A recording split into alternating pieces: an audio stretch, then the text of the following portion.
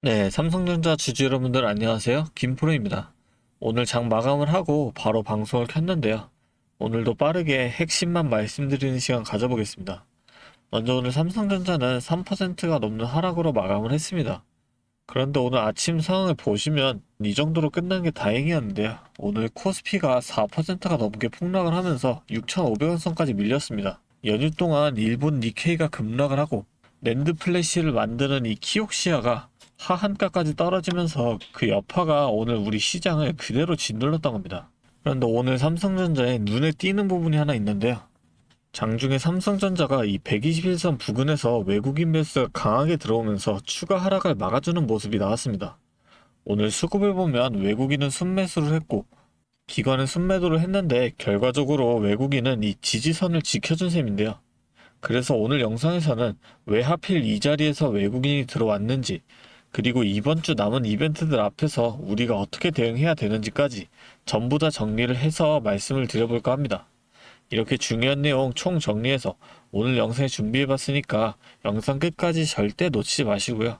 여유가 되신 분들은 구독하고 좋아요도 한 번씩 잊지 마시고, 지금 영상 보시는 모든 분들 다 같이 수익 극대화까지 함께 할 수 있도록 댓글로도 삼성 화이팅, 김프로 화이팅 한 번씩 응원의 댓글 달아주셨다면 본격적인 영상 시작해 보겠습니다. 먼저 이 121선에서 나온 이 매수세부터 자세히 보겠습니다. 이 121선은 지난 6개월 동안의 이 평균 매수 단가를 보여주는 선인데, 이 라인이 무너지면 그 6개월 동안 들어온 투자자들의 상당수가 손실 구간으로 들어간다는 뜻이라서 매물이 부르는 악순환이 생기기 쉽거든요. 그런데 오늘 이 라인을 외국인이 직접 매수로 방어했다는 건 여기서부터는 팔 게 아니라 이 매수로 들어가야 한다는 자리라고 외국인 스스로 기준선을 그어준 것과 같습니다. 코스피 지수가 4% 넘게 빠지는 최악의 날에 이 정도로 방어가 나왔다는 건 앞으로 비슷한 급락이 나와도 이 121선 근처에서 또 방어가 나올 가능성이 높다는 거죠. 그리고 앞으로 삼성전자에 영향이 갈 만한 이번 주 이슈도 한번 알아보면 이벤트가 두 개 정도 있는데요. 먼저 7월 22일 수요일에는 알파벳이 2분기 실적을 발표합니다. 그런데 이번엔 좀 다르게 보셔야 하는데요. 지금 시장이 이 좋은 숫자에 좀 많이 지쳐 있잖아요. 지난주 TSMC가 사상 최대 실적을 냈고 심지어 미국에 1,000억 달러를 투자하겠다고까지 했는데 그 주가가 오히려 하락을 했잖아요. 이게 딱 지금 이 시장의 피로감을 보여주는 장면입니다. 좋은 소식이 아무리 많이 나와봤자 이 반응을 안 해주는 거죠. 그러니 수요일 알파벳이 아무리 좋은 실적, 좋은 가이던스를 내놔도 그 자체로는 이 반등의 제로가 안 될 가능성이 높다라는 거고, 그렇다는 건 우리가 확인해야 되는 건 이 숫자가 아니라 시장이 다시 이 숫자에 반응을 하기 시작하는지를 봐야 한다는 건데, 바로 이번 주가 그 순간이 오는지를 확인하는 주간으로 보셔야 한다는 거죠. 그리고 목요일에는 이 미국의 신규 실업수당 청구 건수가 나옵니다. 지난주 20만 8천 건으로 10주 만에 최저치를 찍으면서 고용시장이 여전히 탄탄하다는 걸 보여줬었는데요. 이번에 고용 건수가 예상치를 웃돌면서 고용이 식고 있었다는 신호가 나온다면 9월 달에 금리 인하 기대감이 굳어지고 달러 약세로 이어지면서 외국인 자금이 들어올 좋은 환경이 만들어지는 건데, 이것도 실적 발표랑 똑같은 문제가 있습니다. 지금 이 시장이 좋은 지표에도 잘 안 움직이는 상황이라 목요일 이 지표가 아무리 우호적으로 나와도 시장이 곧바로 반응해줄 보장이 없다는 거죠. 그러니까 수요일 알파벳, 목요일 실업수당 청구 건수 이 두 지표 자체보다 그 지표가 나온 뒤에 이 시장이 실제로 어떻게 반응을 하는지 그걸 확인하는 게 이번 주 진짜 핵심이라고 보고 있습니다. 정리하자면 오늘의 이 하락은 지수 전체가 흔들린 날인데도 이 121선에서 외국인이 매수로 기준선을 그어준 게 핵심이고, 수요일 알파벳이 투자 확대 의지를 보여주고 목요일 고용지표가 둔화된다는 신호를 보여준다면 이 두 이벤트가 각각 반도체 투심이나 외국인 수급을 동시에 밀어줄 수 있는 근거가 되는 겁니다. 물론 이 삼성전자 장기적으로 보면 안 오를 수가 없죠. 실적도 역대급이고 AI 사업 자체가 이제 막 초반이거든요. 그런데 문제는 그걸 알면서도 지금 당장 오늘, 내일 뭘 해야 될지 막막하신 분들이 많다는 거죠. 사놓고 몇 달을 묵혀둘 수 있는 분들이라면 사실 오늘 이 방송 안 챙겨보시거든요. 그런데 지금 이 영상 보고 계신 분들은 그렇게 마음 편히 묵혀두기보다는 언제 사고 언제 정리를 해야 되는지가 궁금하신 분들일 거예요. 그래서 이번 주처럼 하루 안에도 이렇게 개파락으로 시작을 했다가 반등이 나오고 다시 눌리는 구간이 반복될 때는 그냥 분할로 대응하세요 라는 말로는 부족하다는 거죠. 지금은 개파락하는 구간에서 담아두셨다가 당일에 이렇게 단기 고점이 나오는 그 타이밍에 이 물량을 정리하셔서 수익을 챙기시는 게 스트레스도 덜 받으시고 훨씬 유리하실 겁니다. 그런데 이게 본업하시느라고 이 방송을 못 보시다가 타이밍을 놓치신 뒤에 찾아오시는 분들이 좀 많으시더라고요. 그래서 그런 분들에게도 좀 도움을 드리려고 합니다. 제가 상단에 번호를 하나 잠깐 띄울게요. 위에 번호 보이시죠? 010-3436-7531. 이 번호로 삼성 두 글자 간단하게 적어서 보내주시면 이 개파락이 나오는 그 구간에서의 매수 타이밍부터 단기 고점에서의 이 매도 타이밍까지 장중 실시간으로 하나하나 다 챙겨드리겠습니다. 정확히 장중에 실시간으로 바뀌는 그 순간순간의 흐름에 맞춰서 타이밍을 공유해드리겠다는 거예요. 제가 다시 한번 말씀드리지만 오늘 말씀드린 내용을 다 지킬 수만 있다면 누구보다도 더 유리한 위치에 서실 수가 있습니다. 이 대응 방법을 전부 다 공유해드린다고 말씀을 드렸기 때문에 누구나 이 기회만큼은 놓치지 않을 수 있다는 거죠. 그런데 여러분들께서 생각과는 반대로 진행을 할 수밖에 없는 그 이유가 뭐였어요? 결국에는 이 본업이 있으시니까 정말 중요한 그 순간에 이 본업을 하고 계시느라 매수 타이밍 자체를 생각하지 못해서 수익을 실현하기가 힘들다는 거죠. 그래서 꼭 필요한 게 옆에서 도움을 줄 수 있는 이 방향을 잡아줄 누군가가 필요하다는 거고, 지금부터라도 저와 함께 대응을 시작한다면 최소한 손실만큼은 줄이고 기회를 놓치지 않고 대응하실 수 있다는 거죠. 그게 저 김프로라는 거고, 제가 이렇게 도와드린다고 말씀드리는 이유는 저 또한 과거에 여러분과 똑같은 이 막막함을 많이 겪어봤기 때문인데요. 2022년에 이 금리 인상으로 인해서 시장 전체가 크게 하락했던 시기 다들 기억하실 겁니다. 당시 저도 직장 생활을 하면서 틈틈이 주식을 했었는데요.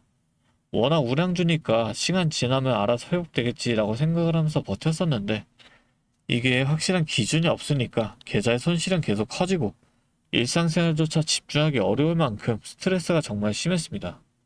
자, 그런데 이때 어떤 주식이 먼저 올랐는지 아시나요? 처음엔 다들 아시는 것처럼 이 로봇이 된다, AI가 뜬다 하면서 대기업 투자 뉴스에 수많은 사람이 몰려갔었는데요. 그런데 저는 오히려 남들이 다 그런 뉴스에만 관심을 가질 때 2022년 말에 가장 밑바닥에 있던 2차 전지에 집중을 했었습니다. 왜냐하면 당시 전기차 수요가 일시적으로 둔화된다는 악재 뉴스들이 도배되고 있었지만 제가 주목한 건 따로 있었는데요. 바로 우리 일상 속에서는 이미 아파트 주차장이나 대형마트마다 전기차 충전구역이 법적으로 이게 의무화가 되면서 강제적으로 늘어나는 그 인프라의 변화가 눈에 띄게 일어나고 있었죠. 여기에 글로벌 완성차 브랜드들까지 내연기관 생산을 전면 중단하겠다는 구체적인 계획들까지 잇따라 발표하고 있었고, 전 세계 모든 자동차가 결국엔 이 배터리로 바뀔 수밖에 없는 거대한 산업의 방향성은 그 누구도 막을 수 없겠다 라는 명확한 결론이 섰던 겁니다. 결국 이 배터리에 들어가는 핵심 소재를 만드는 그 기업의 가치는 올라갈 수밖에 없다라고 확신을 했기 때문에 저는 남들이 다 포기를 할 때 이 2차 전지 하나에 철저하게 집중을 해서 2023년에 계좌 손실을 메꾸고 빠르게 회복해냈었죠. 하지만 이 2차 전지가 오른다는 걸 알아도 기업마다 들고 있는 기술력들이 다 다르고 주가가 흔들리는 그 등락폭도 전부 다를 수밖에 없잖아요. 그래서 제가 평소에도 기업에 대한 분석과 기업의 가치를 판단을 한 다음에 진입을 하셔야 한다라고 말씀을 드리는 겁니다. 지금 이 영상 보시면서 어떻게 해야 할지 걱정하시는 분들의 마음 너무나 잘 압니다. 여러분들만큼은 제가 겪었던 이 시행착오를 좀 피하셨으면 해서 그래서 이 영상 찍고 있는 거고요. 마지막으로 지금까지 영상 시청해주신 분들을 위해 특별한 이 선물도 하나 준비해 왔으니까 지금까지 영상 보신 주주님들만큼은 꼭 놓치지 마시고 이 선물까지 함께 챙겨가셨으면 좋겠습니다. 자, 오늘 제가 준비한 선물은 요즘 굉장히 핫한 이 AI와 관련된 종목인데요.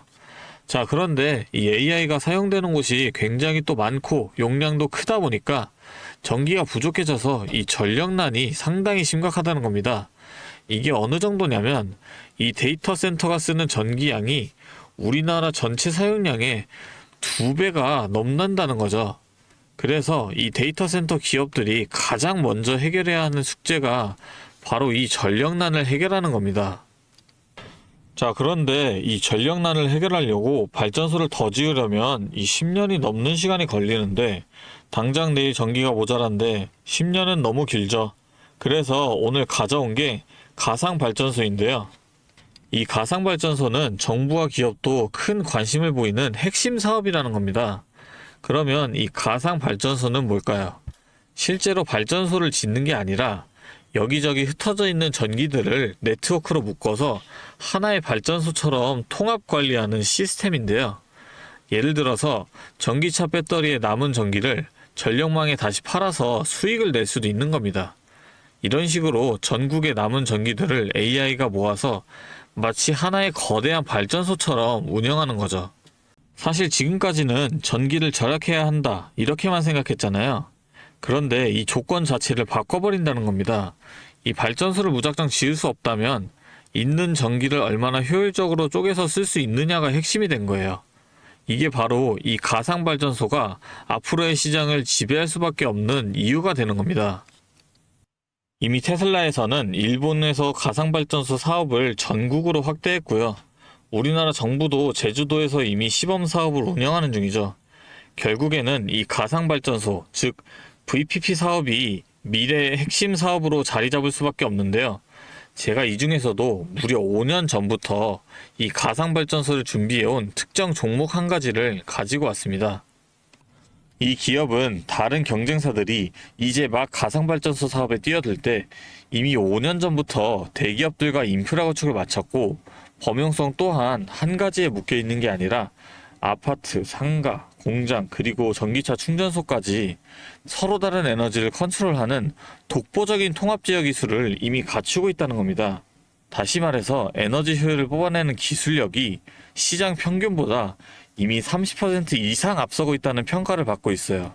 그렇다면 올해 2026년 분산에너지 특화 사업이 본격화되면 어떻게 될까요? 이 기업의 소프트웨어가 전국에 깔리게 되는 압도적인 점유율을 예상해 볼 수 있겠죠. 그렇다면 우리는 남들보다 한 발 앞서서 이 수익의 길목을 지키고 있어야 큰 수익을 가져간다는 겁니다. 자, 제가 지금 정말 공들여서 분석한 이 종목 정말 궁금하시죠? 지금 화면에 보이시는 이 번호 010-3436-7531로 선물이라고 2글자 적어서 문자 보내주시면 제가 확인하는 대로 분석한 리포트와 함께 종목명까지 바로 공유해드리도록 하겠습니다. 제가 드리는 이 선물로 우리 구독자분들이 조금 더 여유있고 성공적인 투자 이어나가셨으면 좋겠고요. 지금까지 긴 영상 시청해주셔서 감사합니다. 김프로였습니다.